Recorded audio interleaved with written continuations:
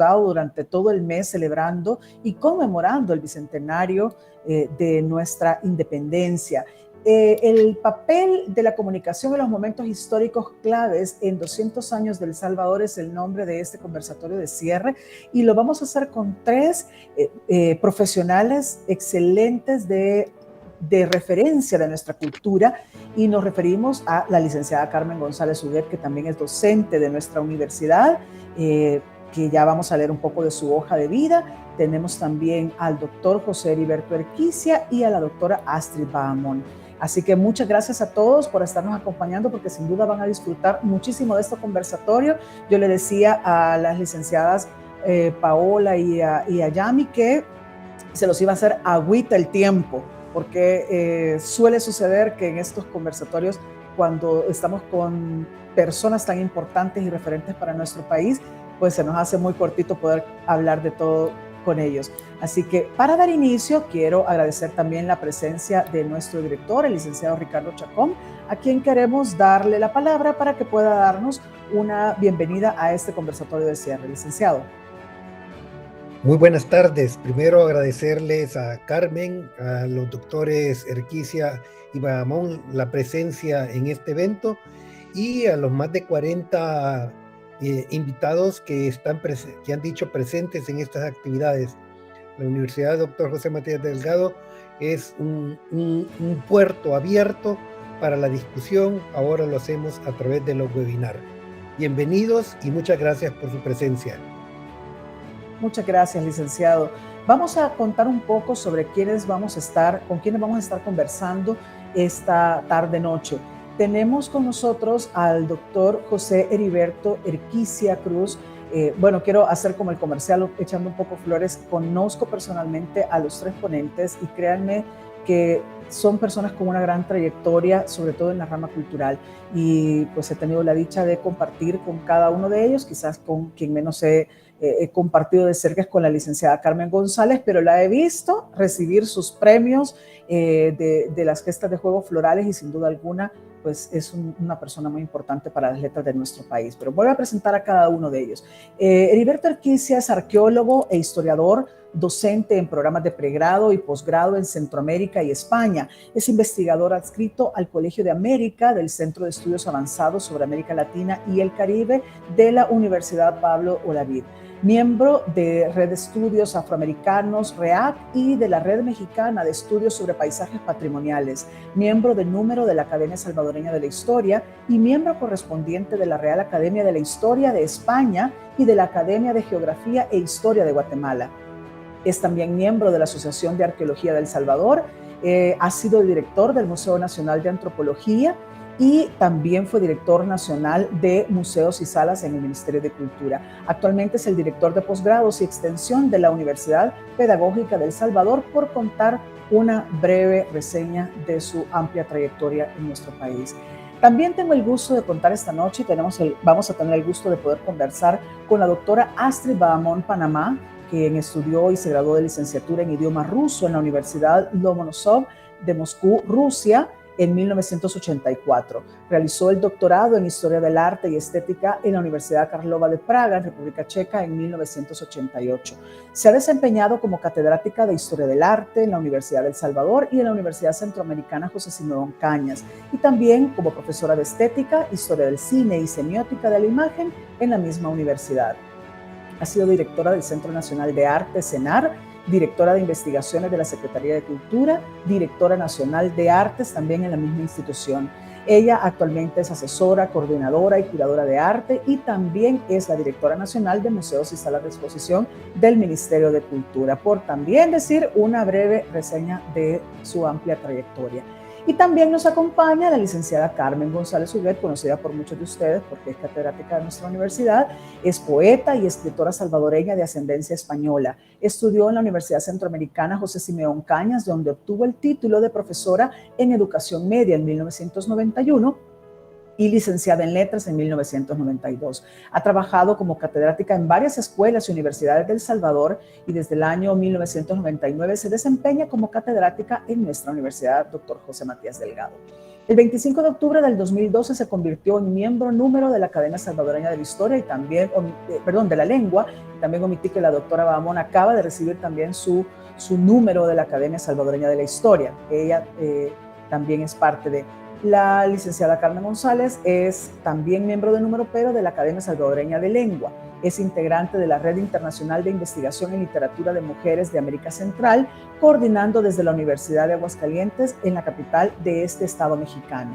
También obtuvo el Gran Maestre en los géneros de poesía, cuento y novela corta, al haber ganado en 3 ocasiones diferentes los Juegos Florales Nacionales en cada una de estas ramas. En total ha ganado 14 veces los Juegos Florales Nacionales en distintos años y géneros, de los cuales he tenido el gusto de verla recibir esos premios en diversas ocasiones. Así que muchísimas gracias a los 3, sé que tienen una agenda muy ocupada, así que gracias por acompañarnos esta noche. Vamos a iniciar, si gustan, voy a dejar de compartir esta pantalla para iniciar con las preguntas, ¿verdad? Porque hemos venido a esto, a disfrutar de este conversatorio. Voy a presentar en estos momentos un poco de lo que nos va a traer el doctor Erquisia. Un segundito. Vamos a hacer la presentación. Y ahí creo que ya estamos viendo. A presentar, perdón. Ahí estamos. Doctor Erquisia, muchas gracias por su tiempo esta noche. Muchas gracias a ustedes por la invitación. Un saludo a todos y a todas y obviamente especialmente a Carmen, a Astrid y Noemí, amigas, ¿verdad? Un saludo. Muchas gracias. Doctora Bahamón, muchas gracias por acompañarnos. Buenas noches.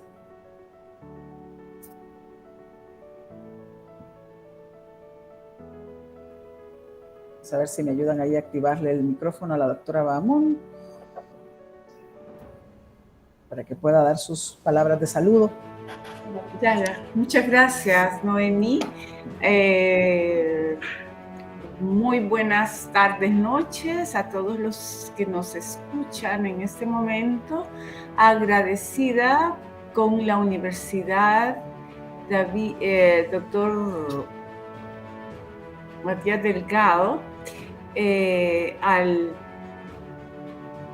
darme la oportunidad de poder aportar un poquito desde mi perspectiva el tema central de la comunicación en el momento histórico de El Salvador desde la perspectiva de mi especialización, que es la historia del arte.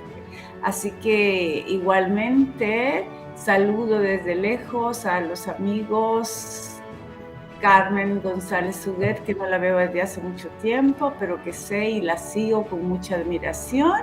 Igualmente a Herbert Erquisia, amigo, que pues no tan recientemente hemos estado en comunicación y que sobre todo pues es un honor conocer a el licenciado Ricardo Osvaldo Chacón, con quien realmente no he tenido la oportunidad personal de encontrarme, sin embargo tengo muy buenas referencias de él, y a ti, Noemí, por haberme enlazado a esta cadena de profesionales, especialistas del arte, de la cultura y de la historia de nuestro país. Gracias. Gracias, doctora. Licenciada Carmen, buenas noches, para dar sus palabras de bienvenida. Sí, muchísimas gracias, Noemí. Para mí es un honor estar en esta tarde en tan ilustre compañía. Me siento muy halagada y muy contenta de ver a Astrid, a quien tengo bastante tiempo de no ver. Desgraciadamente no hemos podido coincidir. Lo mismo Herbert, a quien conocí hace muchos años, hace más de 20 años, cuando él era estudiante de arqueología, que llegaban, me acuerdo, con los hallazgos de Casablanca, creo que era, de Chalchuapa, y se ponían a lavar los trozos de cerámica que había. Sí, de los tiestos que habían excavado precisamente ese mismo día en Chalchuapa. Cuando coincidimos en aquella época en la Dirección de Investigaciones, cuando estaba nuestro amigo Vicente Genovés, ¿verdad? Fue una época muy, muy rica, muy estimulante. Ustedes estaban trabajando en eso, me acuerdo, con Shoni Shibata y con el doctor Fowler, y estábamos nosotros con Lorenzo Amaya y con Rafael Alas y con Maribel Enríquez trabajando en el proyecto del museo, lo que después llegó a ser el Museo Nacional de Antropología David J. Guzmán. Y yo estaba también empapelada con la edición que tenía el cuidado yo de la poesía completa de Claudia Lars. Así que cada quien en su onda, pero fue una época maravillosa en la que coincidimos de pura casualidad en el mismo recinto, en el mismo nivel, en el mismo piso, ahí en Concultura en aquella época. Fue bien agradable, ¿no? Así y ahí y seguimos en el mundo cultural todos, ¿verdad? Por ahí andamos siempre topándonos. Gracias. La cabra tira al monte, decía mi papá. Sí. Bueno, yo creo que justamente en esos recuerdos del trabajo que se ha venido haciendo durante todo este tiempo, me gustaría hacerle una pregunta abierta a los tres. Contestarán quizás en el orden que nos hemos presentado.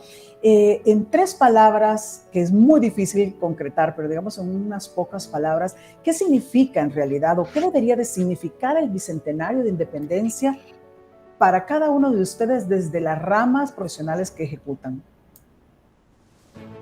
Bueno, creo que voy, ¿verdad? Por el orden. Sí. 3 palabras es conocimiento, reflexión y memoria. Creo que esas son las 3 palabras. Gracias. Doctora Bahamón. Pues en el mismo orden, repito lo que mi colega querido doctor Herbert Erquicia lo ha dicho, desde una perspectiva de las obras del arte, que creo que vamos a tener la oportunidad de poder proyectarlas y que me van a servir como referentes para ahondar más sobre estos 3 preceptos que el doctor ha tenido a bien a mencionar. Gracias. Licenciada Carmen. Pues en realidad, a mí cuando me plantearon esto me sentí un poco insegura porque en realidad yo no soy historiadora, arqueóloga menos, ¿verdad? Realmente yo soy más que todo escritora y he trabajado en investigación en el área de lengua y de literatura. Me parece que lo que pasa es que el tema de la independencia es altamente discutible porque en sí, pero esa es mi opinión muy personal, muy de a pie, la firma del Acta de Independencia del 15 de septiembre de 1821 en Guatemala fue realmente un signo, ¿verdad? Un síntoma. Pero el proceso histórico había comenzado obviamente desde mucho antes, inclusive desde antes de 1811, porque había una cantidad de cosas que estaban sucediendo tanto en América como en Europa en aquellos momentos. Y también es muy discutible hasta qué punto la declaratoria de la independencia con la firma de esa acta realmente, primero fue una cuestión verdaderamente querida, sentida por toda la población en aquel momento, y luego también que podemos, ¿qué significado le hemos venido dando desde entonces, ¿no? En estos 200 años, la declaratoria de la independencia ha servido para exaltar un modelo cultural y un modelo de Estado y un modelo de gobierno, o diferentes modelos más bien de estados y de gobiernos. Me acuerdo que hace muchos años, cuando éramos estudiantes de bachillerato, el otrora señor presidente de la República, Mauricio Funes, en una celebración de la independencia, uno de los planteamientos que hacía era: ¿realmente podemos hablar de una independencia? ¿El Salvador es verdaderamente independiente? En aquel momento él era un estudiante de bachillerato y yo también, pero era válido también, y sí, creo que sigue siendo válido plantearse ese tipo de preguntas y reflexionar en torno a esos hechos históricos que de alguna manera han contribuido a abonar y a edificar toda una concepción de la nacionalidad salvadoreña y de, entre comillas, de la muy discutible identidad salvadoreña, que ese es otro berenjenal, ¿no? Entonces, a mí me surgen más preguntas que respuestas en torno a la independencia, ¿no? A la independencia como proceso histórico, no como exaltación de unos supuestos héroes, que habría que ver también qué tan héroes fueron, esa es otra discusión, pero yo creo que más que dar respuestas, que no las tengo, no soy historiadora, yo lo confieso sin ningún problema. A mí lo que me surgen, como les digo, son interrogantes, son preguntas, son temas de reflexión, básicamente, ¿no? Okay. Y en cuanto a las comunicaciones, en realidad ese era otro tema que yo le externaba mis dudas a mi jefe, al licenciado Ricardo Chacón, porque por no tener en aquella época en El Salvador ni siquiera teníamos periódicos, ¿no? Entonces, y justamente, perdón, y justamente del tema de los periódicos, que es tan interesante, va a abondarnos un poquito más el doctor Erquicia en su presentación, porque marca, ¿verdad?, un registro de esta parte del desarrollo de las comunicaciones. Si gusta, vamos a ir por el orden que habíamos establecido en la agenda para ir ahondando en estos temas. Muy interesante lo que nos plantean nuestros ponentes sobre cómo concretar desde cada una de las profesiones el tema de la independencia. Pero ahora nos preguntamos, bueno, venimos a hablar de comunicaciones, todos estamos interesados en cómo en 200 años nosotros hemos podido ver el desarrollo de las comunicaciones, para qué han servido las comunicaciones, como decía la licenciada Carmen. Habrá que ver si es cierto, ¿verdad?, de todos estos procesos. Y justamente tenemos como una idea particular. ¿Cuál sería la relación, como bien lo mencionaba la licenciada Carmen González, la relación entre el periódico y memoria, ¿verdad? Se han dado 2 puntos sobre los conceptos de independencia, tienen que ver también con el tema de memoria. ¿Habría, digamos, una relación entre ellos? ¿Podemos conocer algún caso de estudio sobre este tema? Dejamos la palabra al doctor Erquicia. Bueno, yo, en primer lugar, coincido con las colegas en el sentido que hay que tener en cuenta que independencia es la firma del acta de independencia que se lleva a cabo en Guatemala, es la firma del acta de independencia del Reino de Guatemala, lo que hoy en día conocemos como Centroamérica. El Salvador aún no existe como tal, sino que El Salvador, como sabemos, es una unión de la Intendencia de San Salvador y la Alcaldía Mayor de Sonsonate hacia 1824. En ese sentido, ahí es donde cuando nace lo que hoy conocemos como El Salvador, un estado como muy pristino, que todavía no, aunque tiene su partida de nacimiento, pero todavía está un poco diluido. Y entonces, yo creo que una de las cosas importantes, y ya lo decía la colega Carmen, es que como estamos hablando de comunicación, yo veía muy importante el papel que en la historia, que en estos 200 años juegan los periódicos, ¿verdad? Ya lo decía Carmen, como El Salvador, en Centroamérica, para el 15 de septiembre de 1821 no existía como tal, pero estaba el periódico de Guatemala, ¿verdad? El periódico, no sé si puede pasar la siguiente lámina, por favor, Noemí, que yo ahí traía una imagen, ¿verdad?, este periódico famoso que es El Amigo de la Patria, que es periódico fundado en 1820, justamente un año antes de la independencia, por el intelectual centroamericano José Cecilio del Valle. Entonces, en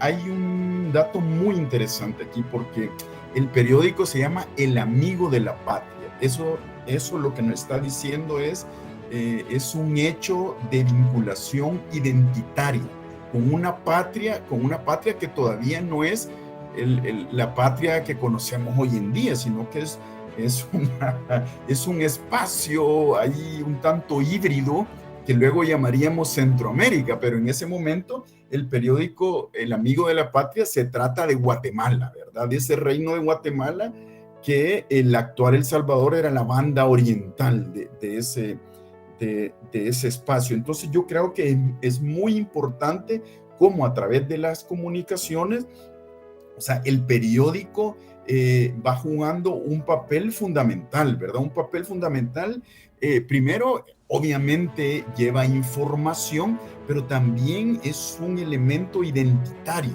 Es un elemento identitario que lo vamos a ver más adelante, y cualquiera de ustedes que está podría estar en otra parte del mundo, uno de los aspectos que vinculan por ejemplo, en este caso al salvadoreño, es justamente ver las noticias de los periódicos X y Z, ¿verdad? Y ahí es donde uno se siente de alguna manera identificado, ¿verdad? Todos tenemos en su mayoría familiares en Estados Unidos, en otras partes del mundo, y podemos, cuando conversamos con ellos, la gente ve los noticieros en la televisión, escuchan la radio, ven los periódicos. Entonces estos medios de comunicación no solamente llevan la información, o sea, no solamente comunican, sino que son elementos fundamentales de la identidad y de las identidades, en este sentido, como muy bien lo decía Carmen, ¿verdad?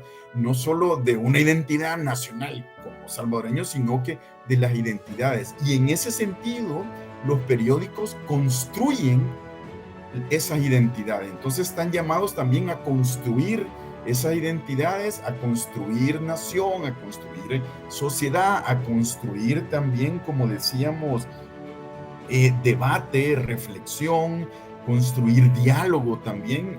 A mí me parecen importantísimos. Y obviamente como historiador, imagínense, los periódicos son fuentes primarias para el conocimiento de muchísimos hechos de la historia del Salvador, ¿verdad? Y ahí podríamos ir hablando luego sobre ello. Gracias. Gracias.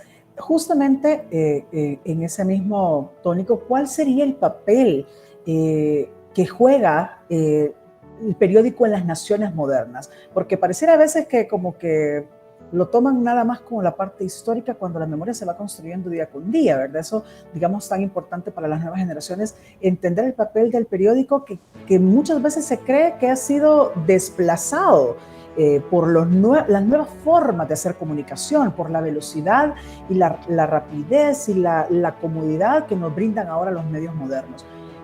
En las nuevas generaciones, entonces, ¿qué papel jugaría el periódico? Perdón, esa es una pregunta para ti, sí. Ok. Yo creo que no sé si podrías, con la siguiente lámina, aquí traía su servidor un texto, ¿verdad?, de Benedict Anderson, que habla de esa comunidad imaginada, que es ese estado nacional en el que hoy convivimos. Y hay elementos aquí muy importantes que tienen que ver con esa comunidad imaginada. Entonces dice que la comunidad imaginada se construye y edifica desde las raíces culturales, la historia común, ¿verdad? Eso es importantísimo.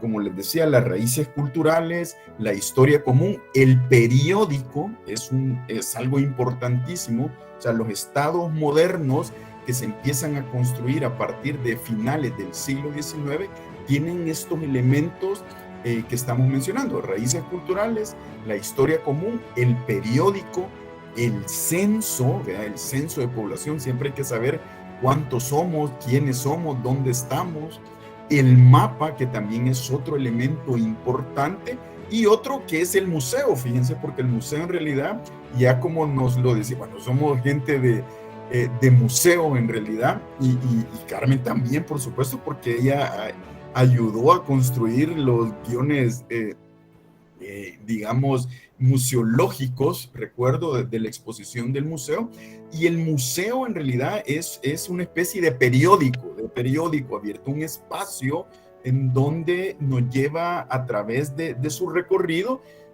por una temporalidad, por una temática, y que obviamente se va dinamizando. Entonces, en este sentido, también la memoria es importante y por supuesto el olvido, ¿verdad? Porque hay muchas, hoy en día lo vemos, hay en muchas ocasiones pesa mucho el olvido, digamos, a sabiendas de aquellas memorias que no se quieren recordar, entre otros elementos característicos. Entonces, como les decía, es importantísimo para toda sociedad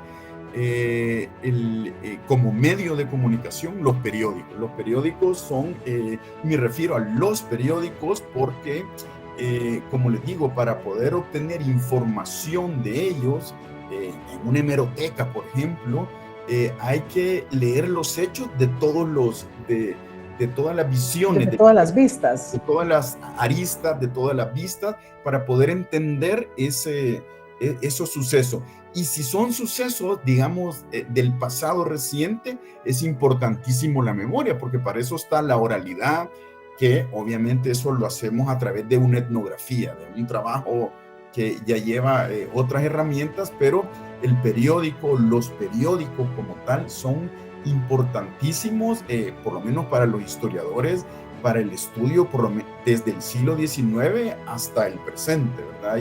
Hay sendas investigaciones de los colegas en donde el periódico han sido fuente fundamental del entendimiento de esa sociedad que muchas veces obviamente no está escrito en los libros de historia, sino que más bien está documentado en no solo los periódicos privados, como diría, sino que el fantástico diario oficial. Diario oficial, sí es. Porque hay una riqueza de datos importantísimos. Y justamente al inicio que hablábamos de esas tres palabras que podríamos resumir el tema independencia, tú mencionabas justamente un rubro importante que es el tema del conocimiento. ¿Cómo estaría la importancia de los periódicos como fuente de información? Ya lo mencionábamos, que parte de ello es en las investigaciones actuales, las hemerotecas son una de las fuentes primarias, ¿verdad? Como fuente de información para la historia de las sociedades modernas, ¿cuál es la importancia entonces de los periódicos como medio de comunicación? Sí, Noemí, yo creo que en ese sentido, o sea, para el conocimiento lo que tenemos que llegar es a través de la investigación, ¿verdad? Y la investigación en hemerotecas, por ejemplo, es fantástica. Nosotros digo, porque me siento parte siempre del Museo Nacional de Antropología, siempre, y de esa institución que, como decía Carmen, por lo menos yo llegué en el año 97, por ahí, que tienen una espectacular hemeroteca, ¿verdad?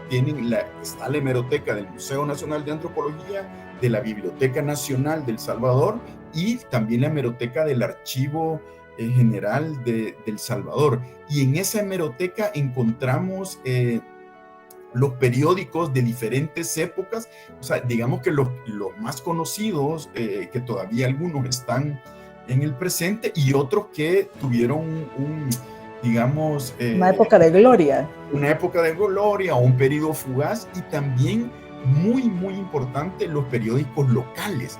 Hay periódicos que no son a nivel nacional, sino que son a nivel local, y esos periódicos nos cuentan también hechos que no llegaron a ser nacionales, sino que más bien hechos locales. Y a partir de la investigación de estos periódicos, o sea, la investigación en una hemeroteca, podemos ir construyendo todos aquellos vacíos que podemos encontrar en la historia, tanto local como nacional y obviamente regional también. Entonces las hemerotecas son un espacio muy importante en donde pues encontramos estos medios digamos, de comunicación, ¿verdad? Aquí hay unas imágenes que muestran el trabajo de investigadores en hemerotecas, ¿verdad? Podemos pasar años ahí en hemerotecas averiguando muchísima información.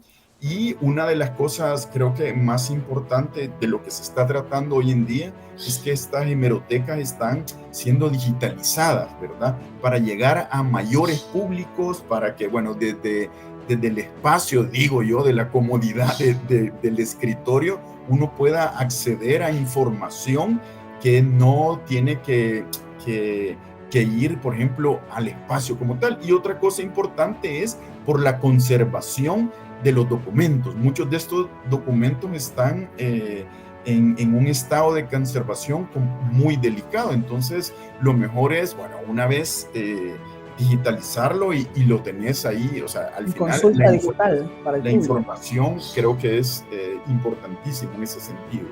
Y nos pasó a nosotros ahora mismo con el tema de la pandemia, ¿verdad? Nos vimos obligados a ver qué había de manera digital para poder tener acceso de ellos. Una de las preocupaciones incluso de la licenciada Carmen González en una reunión que tuvimos de docentes fue decir, pero si es que está cerrado hasta la hemeroteca del MUNA, por favor. Y digo, no, si tenemos abierta la hemeroteca. Así que te agradezco muchísimo. Vamos a continuar con este conversatorio porque justamente el tiempo es uno de los que se nos va a hacer agüita hablando de un tema pero tan interesante. Como todo es comunicación, ¿verdad? Ya tenemos una perspectiva del tema de la comunicación y memoria histórica en donde un medio de comunicación tan tradicional como la prensa escrita juega un papel importante, ya lo mencionaba el doctor Erquicia, y no solamente los periódicos, revistas locales, revistas de ciertos tiempos, revistas sobre ciertos temas económicos, culturales, de investigación científica, médica, y ahí mismo nos fuimos a las referencias de cuando encontramos a carne viva el tema de la pandemia. Dios mío, ¿cuándo fue la última pandemia que vivió el mundo? ¿Qué dicen los libros? ¿Qué dicen los periódicos? ¿Cómo se registró todo esto? Y ahora mismo estamos haciendo estos registros también históricos que van a ser estudiados también más adelante. También el arte es comunicación. Y ahora mismo vamos a darle la palabra a la doctora Astrid Bahamón porque justamente ella mencionaba en su saludo. Voy a dejar de compartir esto para poder compartir la presentación de la doctora Bahamón. El tan importante papel del arte, ¿verdad? En las gestas independentistas, en esa construcción del concepto de independencia. Gracias, doctora, por acompañarnos. Quizá lo primero que tendríamos que preguntarnos en voz alta es el arte visual salvadoreño. Algunas obras son conocidas, quizás para algunos otros no es tan fácil el tema de la plástica, ¿verdad? Entenderlo como un medio de comunicación, como una forma de comunicación. Sin embargo, nosotros podemos ver registrados en muchas obras estos sucesos importantes. ¿En qué obras de arte visual podríamos encontrar este registro de la gesta independentista del Bicentenario que estamos conmemorando en este mes?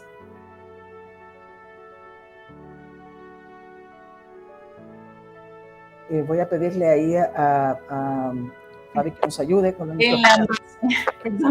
en la medida en que mi presidente, el doctor Erquicia, habla de una comunidad imaginada, realmente y muy curiosamente, en el siglo XIX, esta gesta independentista de El Salvador, que es la que creo que el imaginario colectivo todavía sostiene como los hechos reales de lo que fue, de lo que no fue, son imágenes apócrifas.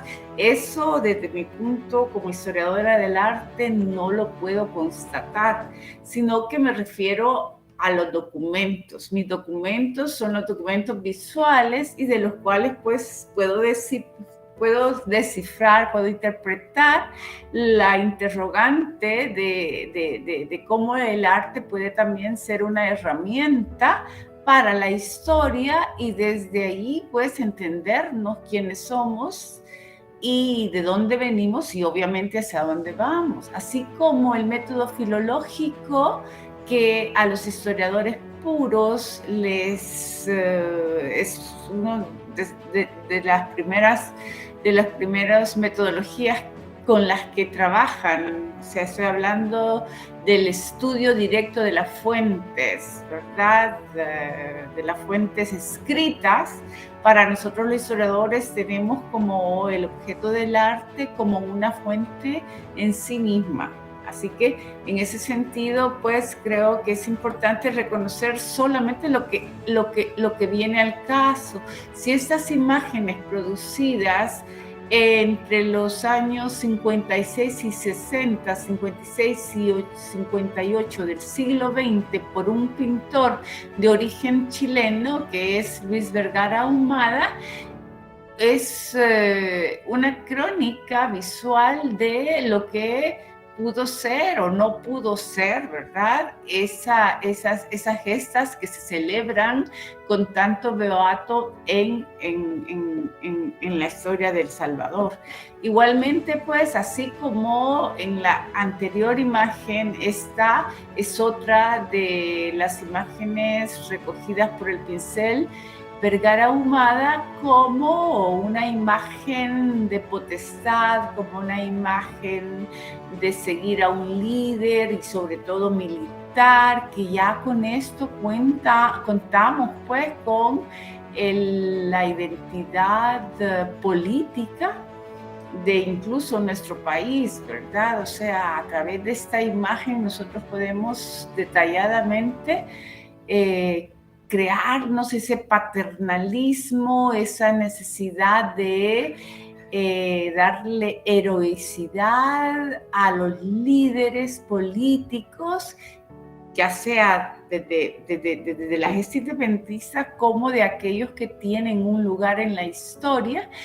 En este caso, el capitán general Gerardo Barrios, que más ustedes como yo conocen quién fue.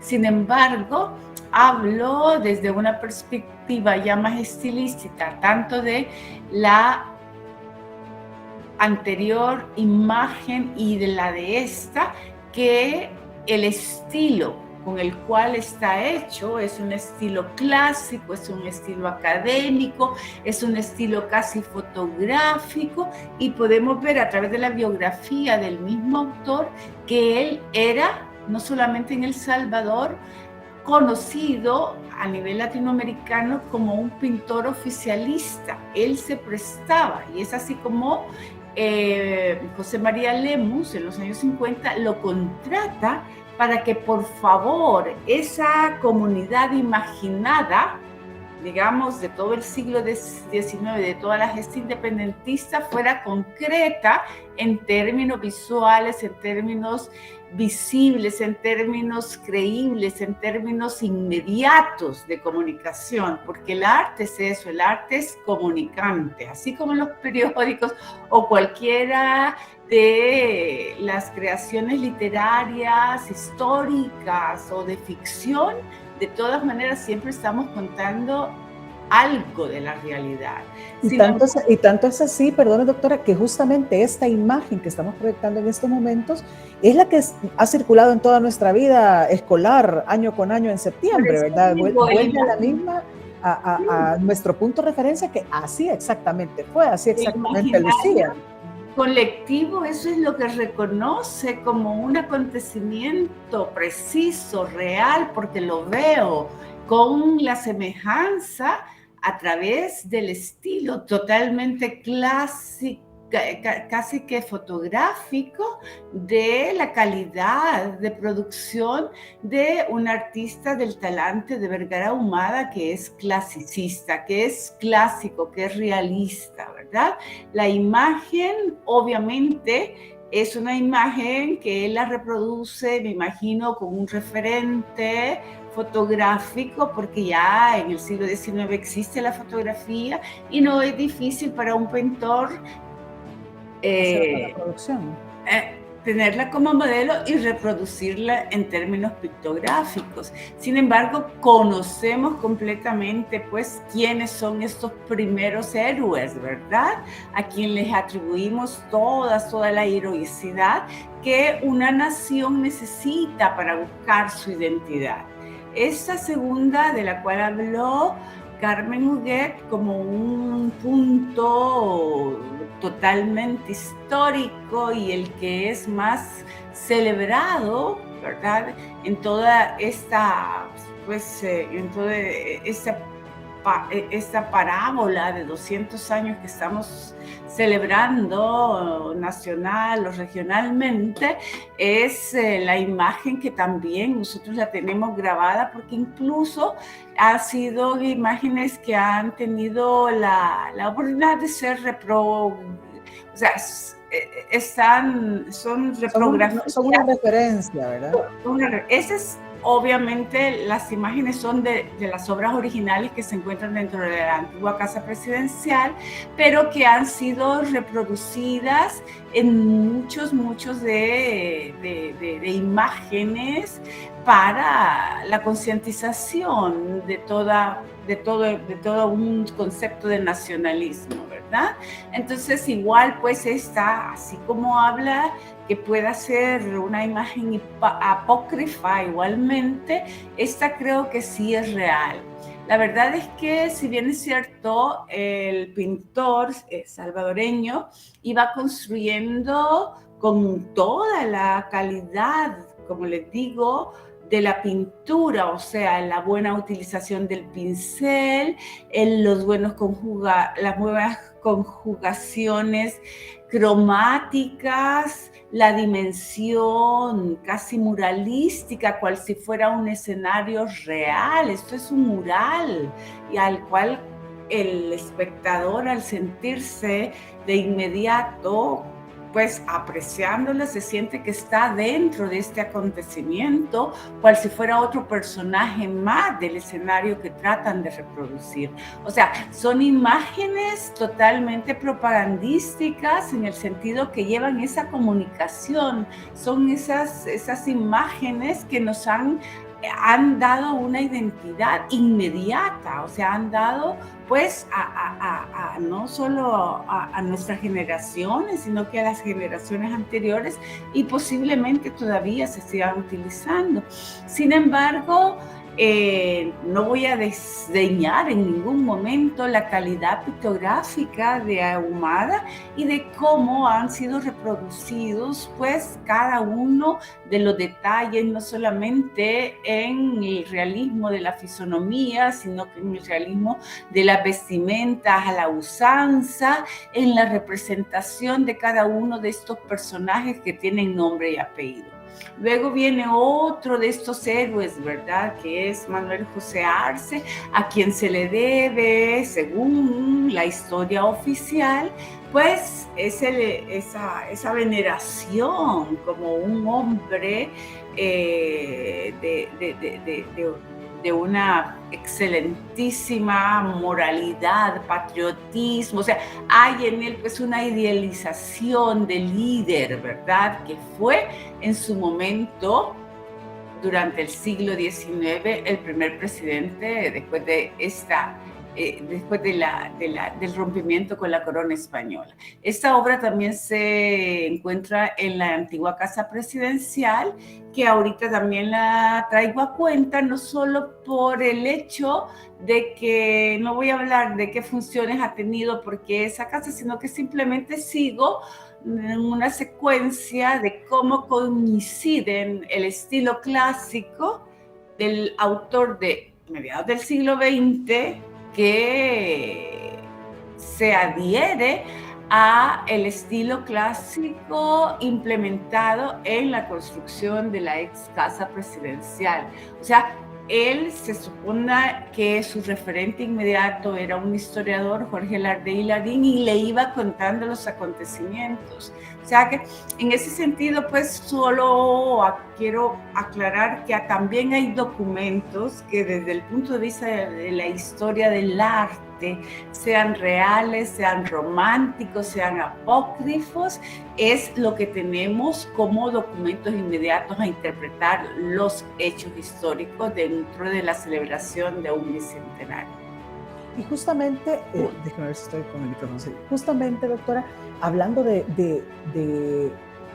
estos hechos importantes, podemos tener desde la perspectiva de las artes, ¿cuáles serían algunas obras emblemáticas de nuestro país que van reflejando esos sucesos importantes?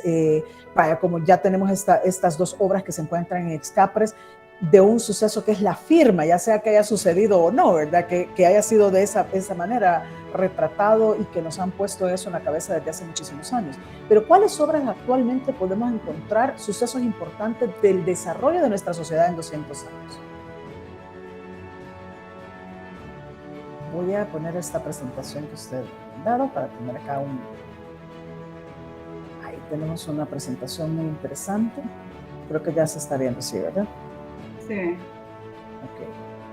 Por ejemplo, ya pues en el siglo XX no estamos hablando de las gestas independentistas, no estamos hablando de los hechos, sino de un contrapunto sociológicamente hablando de la reivindicación de la versión de los vencidos, ¿verdad? La reivindicación, ¿no?, de la oligarquía criolla que supuestamente gestó realmente estos movimientos independentistas durante el siglo XIX, sino que después de buscar en Europa como paradigma todo a seguir desde los movimientos independentistas que obviamente están influenciados por la Revolución Francesa, o sea, son sucesos mundiales, son sucesos globalizantes, etcétera, etcétera, ¿verdad?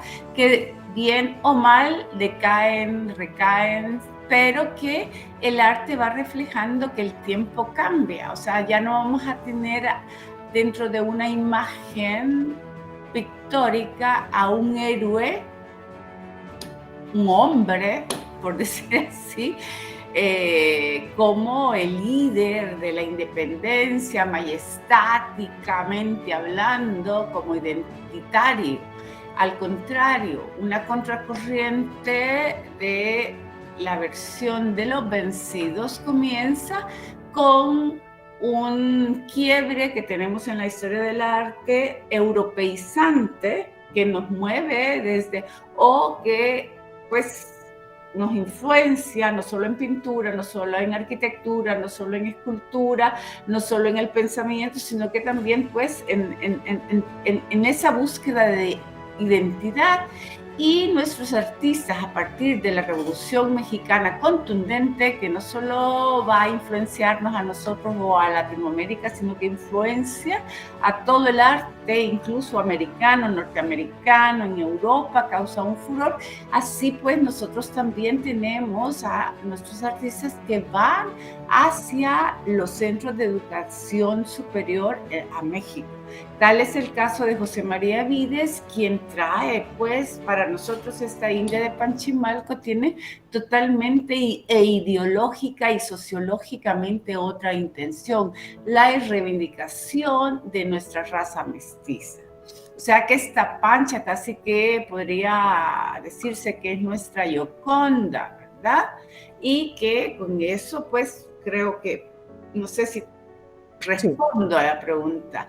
Otro de las temáticas o géneros que traen a buscar la identidad, ya sea a través de la estilización, del embellecimiento y de la dignificación de la raza de los pueblos originarios a través de esta Pancha, ¿verdad? También el paisaje como un referente identitario que nos tiene que marcar, porque también somos esto, la belleza de nuestra naturaleza, la belleza de nuestros campos, la belleza desde un punto de vista bucólico, desde un punto de vista, pero si bien esta imagen es tan precisa que fuera como que pueda parecer como una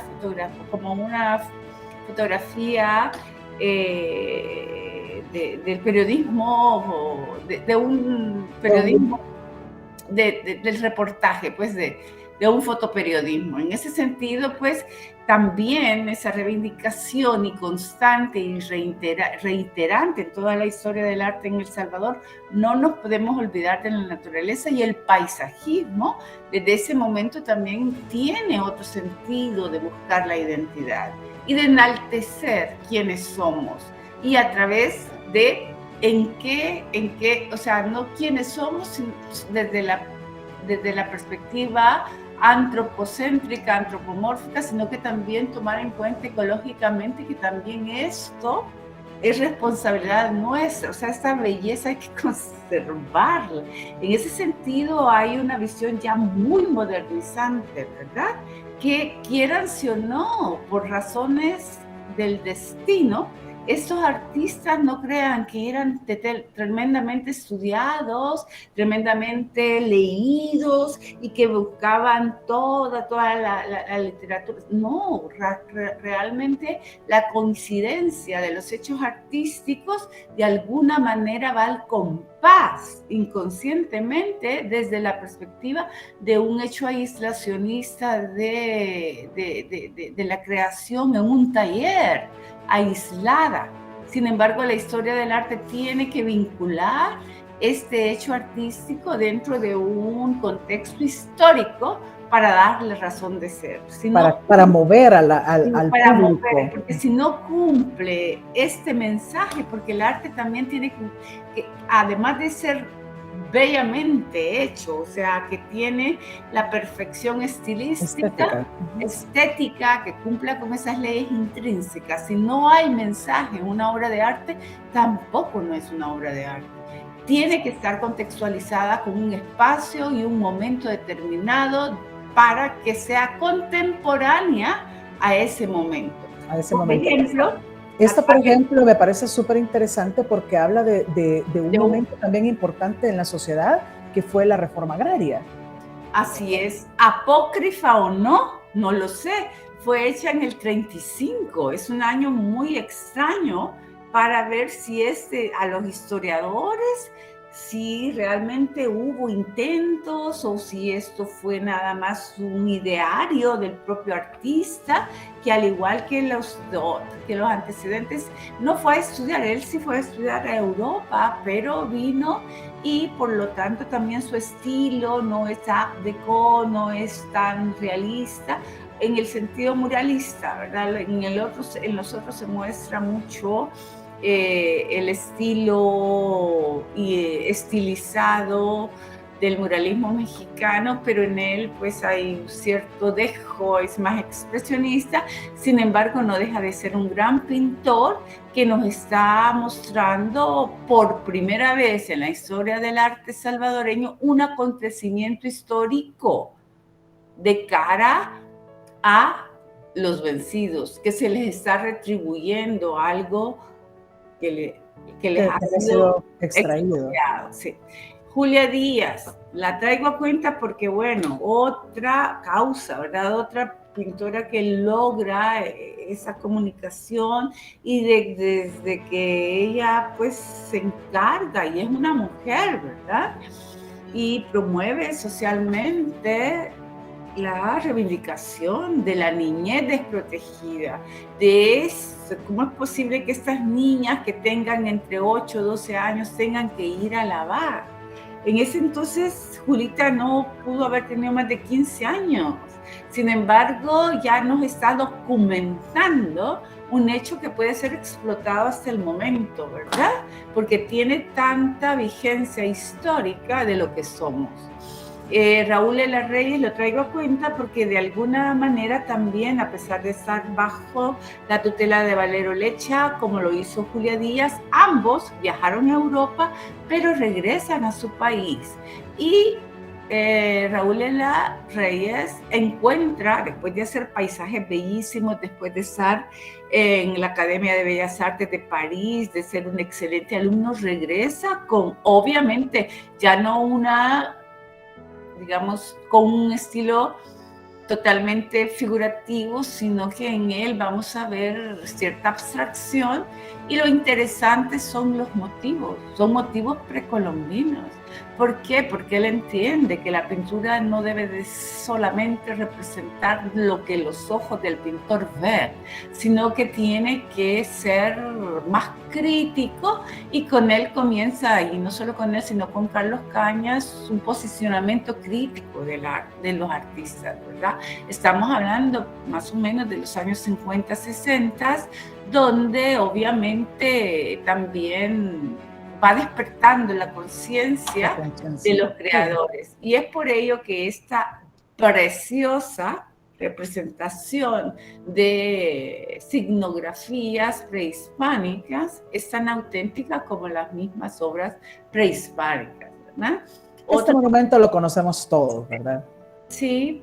Sin embargo, pues casi nadie entiende por qué, para qué, quién lo hizo. Ahí está, ¿verdad? Porque celebra también un hecho contundente, un hecho, es la revolución, ¿verdad? De los años 50, es la revolución de 1948, que ustedes los historiadores y Carmen y todos los que están en esta conferencia virtual saben qué pasó. Si no, pues es como decir la libertad, logramos la libertad, aún cuando el presidente fuera un militar, que era Óscar Osorio. Sin embargo, durante todo su periodo hubo lo que puedo llamar la institucionalización del arte.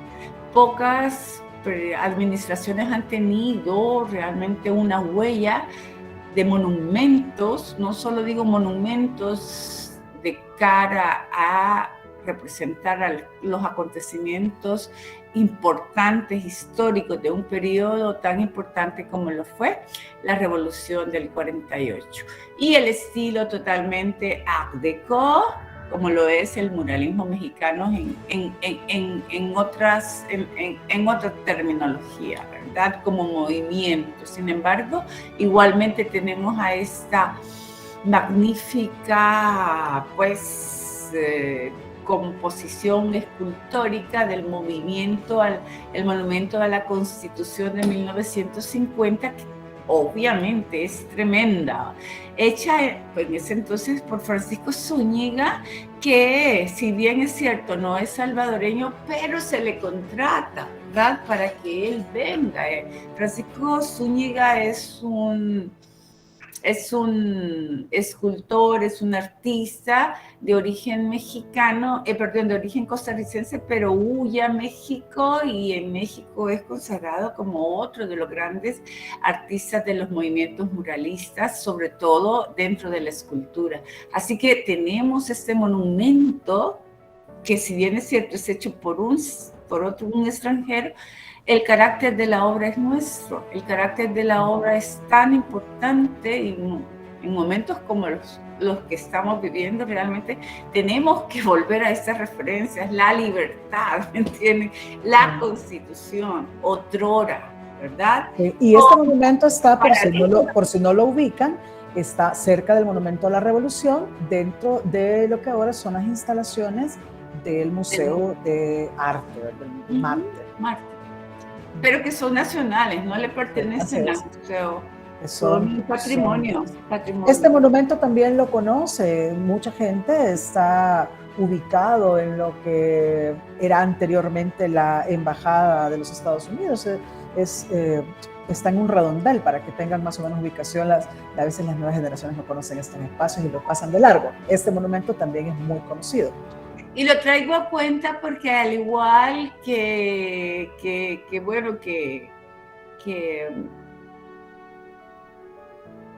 Zúñiga, Benjamín Saúl, que no tiene pues una procedencia salvadoreña, viene, y yo creo que por honoris causa estos artistas de origen extranjero son salvadoreños, porque ellos han entregado su obra, y como les dije, el carácter de la obra es el que representa la nacionalidad del artista, y no al revés. Este es el monumento al mar, y lo traigo a cuenta porque también voy dando pautas para ver los procesos y los cambios estilísticos que el arte salvadoreño ha trascendido y que van cambiando porque nada es estático. Es un monumento al mar, es un arte abstracto. Por primera vez tenemos en una escultura monumental pública algo que tiene muchísima referencia incluso con nuestro arte precolombino, aunque no lo crean. Él se inspira en también la gran escultura prehispánica y la reinterpreta en términos contemporáneos. Y lo curioso de estas obras, perdón, es que también, así como vimos la pintura del paisaje del Valle de Jiboa y esta, por ejemplo, Monumento al Mar, curiosamente son paisajes, ¿cómo poder decir? Símbolos identitarios que se recogen en los símbolos patrios también, que celebramos año con año, todos los septiembre, y vemos ahí que el azul del cielo, que el azul del mar, reflejado en la bandera, y vemos todos estos elementos que se van registrando también como un elemento de valor identitario del salvadoreño, ¿verdad? Que es patrimonio, sí. Así es, que hacemos como parte de nuestra identidad, que nos hace sentir orgullosos y del nacionalismo y demás, ¿verdad? Que son cosas bastante interesantes. Me llama la atención mucho este monumento. Para ir cerrando, vamos a cerrar con esta referencia de Carlos Cañas, ¿verdad? Una obra tan hermosa que podemos encontrar en un edificio también patrimonial muy, muy hermoso.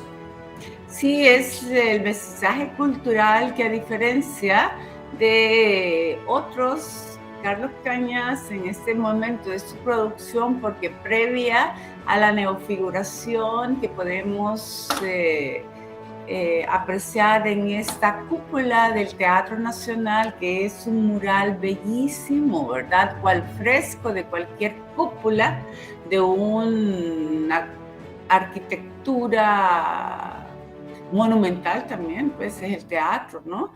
Él se refiere a la celebración del mestizaje cultural. Se puso muy de moda también en el marco de una celebración bicentenaria como esta de 1992, que ya no era la conquista, que no fuimos conquistados, que más bien fue un encuentro de dos mundos, que ver la autoridad, etcétera, etcétera. Entonces, él se adelanta, porque esto fue hecho en 1977, a celebrar más bien este mestizaje, a celebrarlo de una manera más estética y menos crítica, a celebrar quiénes somos con ese sincretismo de mestizaje y las imágenes que podemos apreciar, o sea, iconográficamente hablando. Ahí hay mujeres de orígenes, de razas múltiples. Hay lindísimas y bellísimas blancas, lindísimas, bellísimas mestizas, bellísimas afrodescendientes, etcétera, ¿verdad? O sea que también esta neofiguración que se plantea más o menos en los 70s, en los 80s, nos revierte en otra visión de esta identidad. A mí me llama, gracias doctora Bahamón, voy a dejar de compartir esta presentación y voy a retomar parte de las palabras que usted nos decía en las obras que nos mostraba, sobre todo, por ejemplo, en la de la Pancha, ¿verdad? Y la de Julia Díaz, en donde el papel de la mujer empieza a jugar ya una figura, ¿verdad? Registrada activamente, ¿verdad? En los hechos valiosos de nuestra historia. Y voy con la licenciada Carmen González con una pregunta que me parece también interesante. Ella hacía la reflexión diciendo, bueno, yo no sé si verdaderamente hubo o no hubo una independencia, es algo que surgirá siempre en la duda y habrá que seguir investigando y tratando de comparar, ¿verdad?, los hechos. Pero lo que sí es un hecho es que la mujer ha venido teniendo un papel importante en la vida política de nuestro país en estos 200 años, sea notorio o no. y a veces oculto en la historia y a veces oculto en los hechos que se van registrando. En su opinión, licenciada Carmen González, ¿cuál sería este papel o cómo se podría considerar el papel que ha jugado la mujer en estos 200 años de construcción de nuestra independencia, de nuestra sociedad? El papel de la mujer. Bueno, en aquella época las mujeres, como decía Mafalda, jugábamos un trapo en la historia. No se suponía que saliéramos al ámbito público, ¿verdad? Vivíamos en la vida privada, la cocina, la casa, cuidar a los niños. Es machista, es sexista, es excluyente, pero es la verdad, ¿no? Así eran las cosas. Si ustedes revisan, no hay ni una sola mujer firmante del acta del 15 de septiembre de 1821, sencillamente porque las mujeres a esas cosas no iban, ¿verdad? Me revienta, me enoja terriblemente que haya sitios web en internet que digan la única mujer que participó en lo de la independencia fue doña Dolores Bedoya de Molina. Sorry, eso no es, rigurosamente no es verdad, ¿no? Porque doña María Bedoya, junto con otra persona, convocó a la gente y contrató músicos y cohetes, etcétera, para juntar a una multitud que presionara por la firma del acta de independencia, que es un acta muy tímida, eso lo dice don Carlos Meléndez Chaverri, que no define nada, no define la forma de gobierno, sino que sencillamente pospone la toma de decisiones importantes con respecto a la independencia a que se reúnan los diputados para una asamblea constituyente, que efectivamente fue algo que ocurrió después. Pero en concreto, el 15 de septiembre de 1821, lo único en lo que se pusieron de acuerdo es que se iba a proclamar la independencia, porque la gente para que la gente no se la tomara por su cuenta, ¿no? Pero sí hubo mujeres, y hubo mujeres a las que le fue muy mal en las luchas independentistas, ¿no? Están las mujeres que se sublevaron en Metapán antes de 1811, mujeres como las señoras de Sensuntepeque, que por cierto fueron condenadas a la pena de 100 azotes cada una, las hermanas Miranda, pena que se cumplió en San Vicente. Mujeres revoltosas y por supuesto, como siempre, mujeres revoltosas salvadoreñas, ¿verdad? Entonces yo me dediqué a leer mucho y a buscar mucha información, como digo, porque en primer lugar yo quería saber qué había pasado y tratar de entender, ¿verdad? Ahora, no sabemos, y yo creo que a menos que alguien invente una máquina del tiempo, no vamos a poder saber exactamente qué pasó ni en 1811, ni en 1814, ni en 1821. Pero hay una serie de ciencia ficción que se habla en torno a la independencia. Hay gente por ahí que dice que la independencia de Centroamérica se obtuvo sin sangre. Esas son cosas que hay que tomarlas, como decían en latín, cum grano salis, o sea, con cierto escepticismo. ¿Sangre de quién? ¿Y cuándo? ¿Sangre de quién? Porque Alguien sangra, sin duda alguna. Porque en 1821, el día que se firmó el acta, pues sí, obviamente en ese momento no mataron a nadie, ¿verdad? Ni hirieron a nadie, afortunadamente. Pero sí, el proceso, que fue muy largo, que tuvo muchos altibajos, que no se libró solo en Guatemala, sino que en otras partes de Centroamérica, porque también hubo un conato de insurrección en León, Nicaragua, del que casi no se habla, a finales de 1811, principios de 1812, sí hubo víctimas mortales, inclusive en 1814 hubo muertos, aunque desgraciadamente en la mayoría de los casos no se recogieron los nombres de estas víctimas, ¿verdad?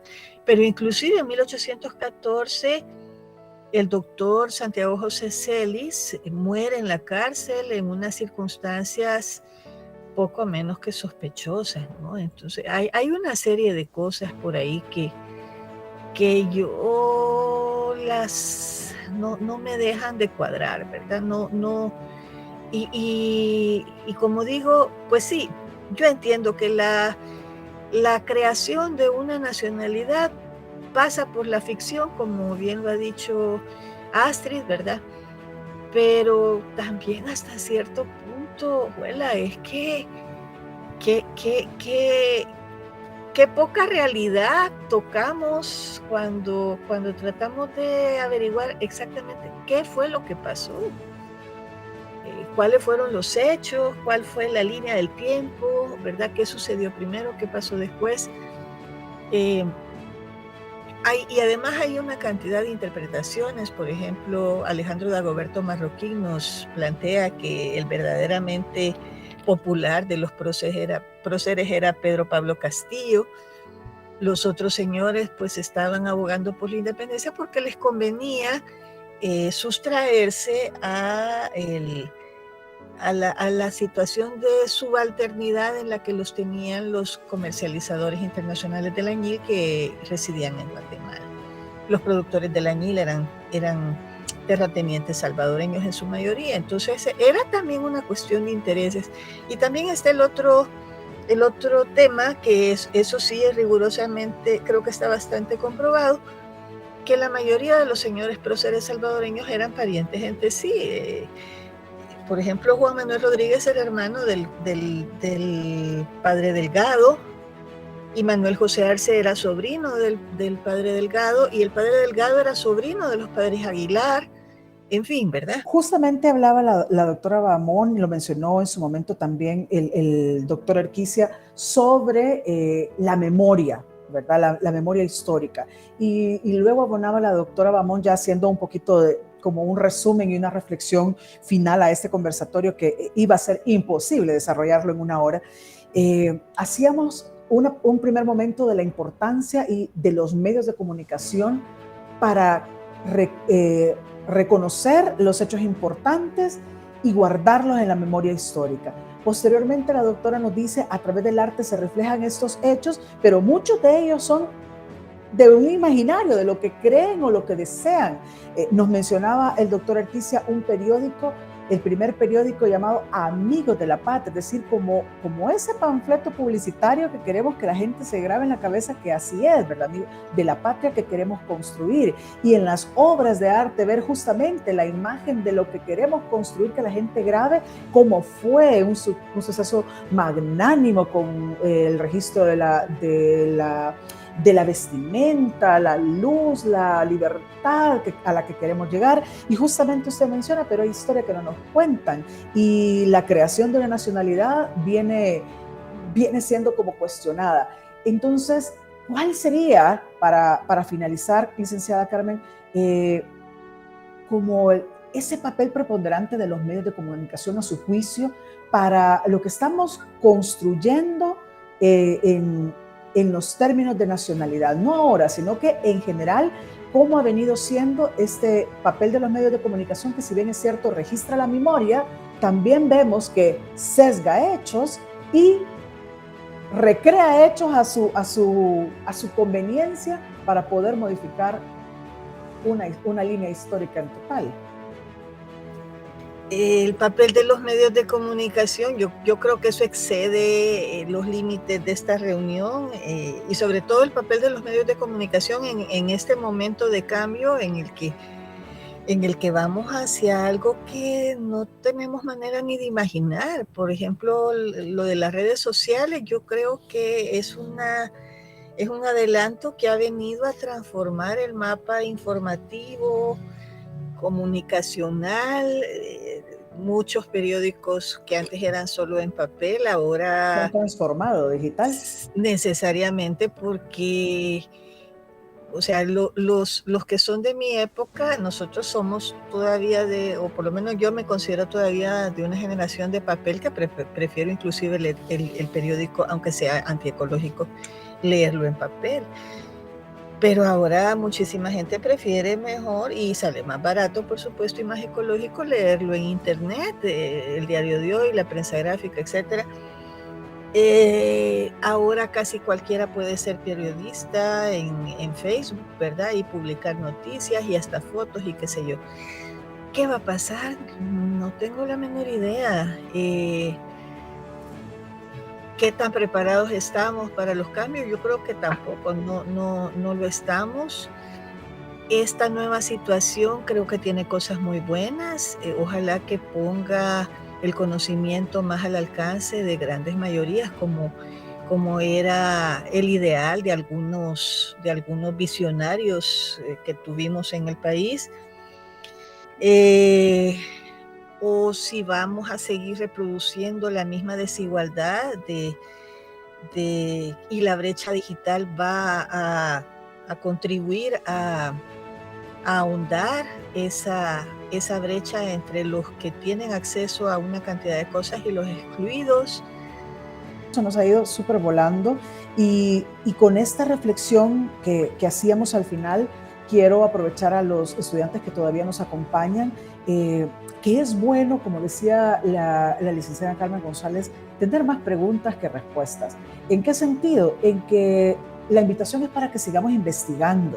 Como bien lo acota el doctor Erquicia, la memoria es una cosa que nosotros no debemos dejar de lado y votar los hechos que van acaeciendo para poder ir construyendo estas identidades y hacerlo a través o valorar todas las propuestas comunicacionales que tenemos a la mano, como es el caso del arte y la cultura. Conozcan su país. Yo siempre lo he dicho, no hay forma de cuidar el patrimonio. El patrimonio es parte de lo que nosotros tenemos como identidad, como construcción, como independencia, y la única forma de hacerlo es conociéndolo, porque usted no puede cuidar aquello que no ama, y solo conociéndolo puede construir ese amor a lo que somos, ¿verdad? A los que vamos heredando, lo que nos van heredando y lo que vamos heredando a las nuevas generaciones. Y como comunicadores, pues justamente la historia nos lo cuenta. Tenemos un compromiso para la búsqueda constante e incansable del bien común. Eso es algo que tenemos que comprometernos como comunicadores para todas las cosas que nosotros hagamos. Nuestra pluma será como nosotros lo decidamos.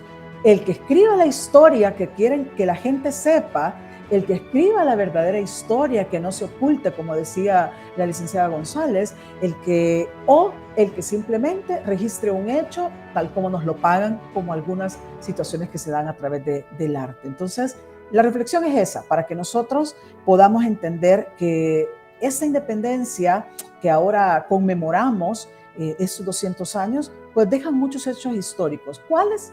Ahí están los lugares en donde los podemos investigar para poder nutrirnos intelectualmente y poder hacer un mejor compromiso comunicacional para quienes nos debemos, que serían la población en general. Quiero dar las gracias a cada uno de ustedes por su tiempo.